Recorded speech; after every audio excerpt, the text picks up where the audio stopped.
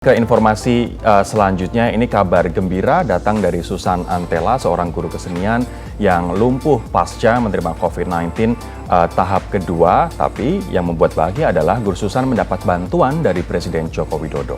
Nah, bantuannya berupa biaya pengobatan Susan dan juga kebutuhan sehari-hari dan keluarganya. Tapi kelumpuhannya juga bukan karena vaksin kok ya. Jadi don't worry, tetap jalani jadwal vaksin Anda kayak kita berdua ya. Setelah siaran kami akan pergi menjalani vaksin COVID. Inliners, kebahagiaan dirasakan Guru Susan usai mendapat bantuan dari Presiden Joko Widodo yang diserahkan langsung oleh Kapolres Sukabumi. Bantuan ini diharapkan mampu membantu biaya pengobatan sang guru honorer yang harus pulang pergi ke Rumah Sakit Hasan Sadikin Bandung.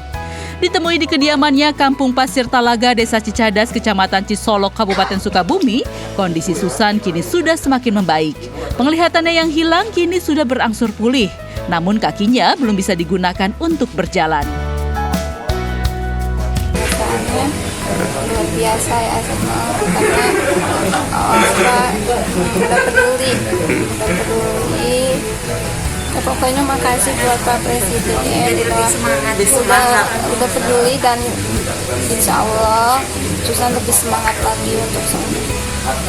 Kondisi kaki masih lemah sama berat ya.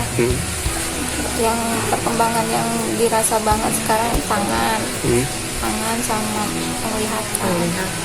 Penglihatan udah mulai jelas ya. Ya, tapi untuk kaki juga udah membaik dari yang sebelumnya. Sebelumnya sama sekali nggak bisa gerak.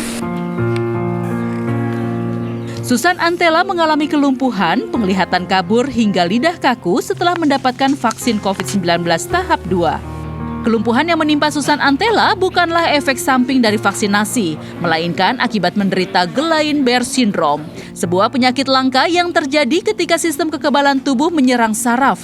Penyakit ini masuk kategori autoimun. Belum ada kaitannya atau penelitian selama ini belum ada kaitannya antara yang terjadi dengan Susan dengan vaksin COVID-19, tapi yang bersangkutan menderita Guillain-Barré syndrome. Nah, tapi kalau misalnya kita melihat soal fenomena di banyak negara soal vaksin COVID-19 memang bukan tanpa catatan, begitu kan? Misalnya dalam kasus vaksin AstraZeneca ada kejadian ikutan fase imunisasi, tapi ini jumlahnya kecil banget dan sangat-sangat langka. Perbandingannya 40 dibanding 10 juta orang. Jadi dari 40 orang, ini kemungkinan mengalami blood clotting atau pengentalan darah. Nah, dari 40 orang ini, 10 diantaranya bisa berujung fatal.